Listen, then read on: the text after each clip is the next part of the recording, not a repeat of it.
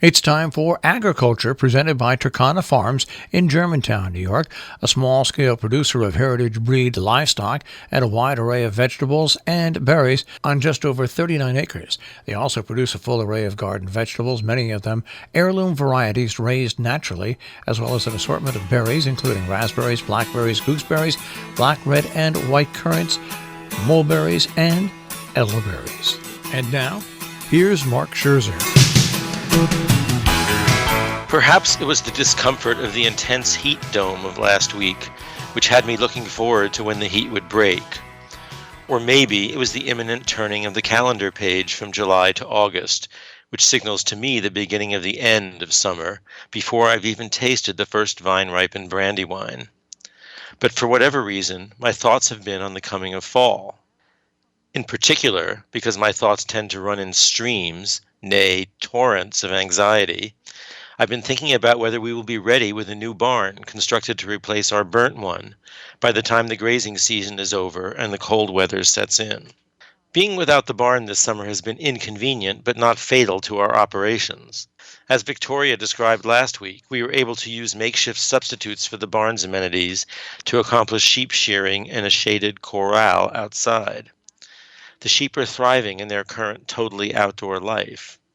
But come November, makeshift substitutes just won't do. We need to store hay in a secure, dry place to feed the sheep through winter. By that time, the sheep, too, will need shelter from the elements. As I was once instructed, the sheep can be cold or they can be wet, and they will get by just fine. But being simultaneously cold and wet is a recipe for disaster. Averting that requires a roofed, walled structure, a barn. We know what, in an ideal world, we want from a barn, its size, the functions it will serve. Yet there are still decisions we haven't finalized. Do we want to replace the current unsalvageable concrete floor with a new one? Or use a cheaper alternative like compacted crushed stone? Should the barn be made of wood, in aesthetic harmony with the traditional structures of the rest of the farm? Or metal, which is far more fireproof and maintenance-free? Wood is cheaper at the outset, but because it requires painting and is subject to rot, may turn out more expensive over time. In our decision-making, we must be money conscious. The old barn was underinsured, just a $10,000 limit for the structure itself. We've already spent most of that amount for expenses like debris removal and water pump repair without the first nail in the new structure having been hammered. Our insurance company was quick, efficient, and fair in valuing all the personal property like equipment and tools that burned. Although it did not cover the turkeys we lost in the fire, coverage for animals requires a special rider that I, a supposed insurance maven, didn't think to buy. It did cover our inanimate products. We were very fortunate that one of the first things Troy and Victoria did on arrival at the farm was sorting through the accumulated bags of sheared wool stored in the hayloft and beginning to sell them through the website Etsy. Because we were able to show a continuous stream of sales at $12 a pound, the 900 pounds of wool stored up there brought our total insurance proceeds close to $30,000. If only that were enough. Troy has been busy getting estimates from barn builders. Of those that even deigned to respond with a number, the estimated costs ranged from just under $50,000 to a mind-boggling, to me, $150,000. At the high end, the term sticker shock springs to mind. It might seem obvious that one would take the cheapest, competent bid, but the eternal variables of time and money are in their usual tension. The highest estimator is a large full-service custom builder with multiple work crews. It can do drawings, get permits, remove old concrete, pour a new floor, and get a barn up in the next month.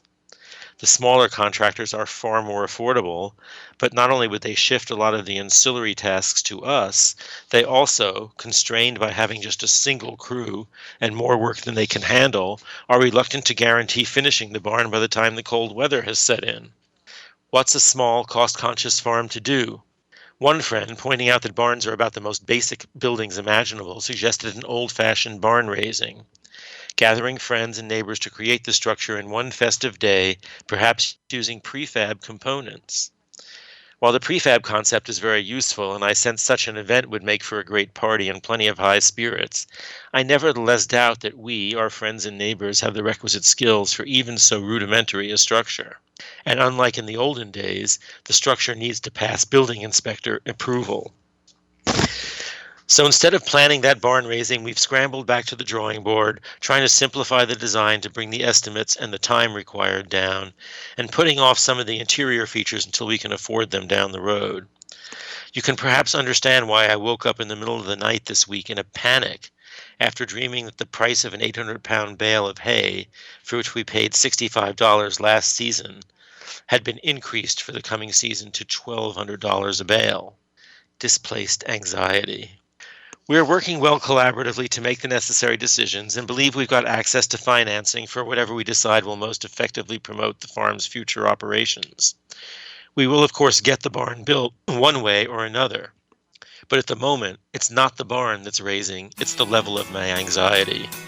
In times like this, I feel the absence of Peter with his theater director's talent for conceiving and completing complex productions acutely. Agriculture is underwritten by TURKANA Farms, LLC, a small-scale producer of heritage-bred livestock and a wide array of vegetables and berries on just over 39 acres in Germantown, New York.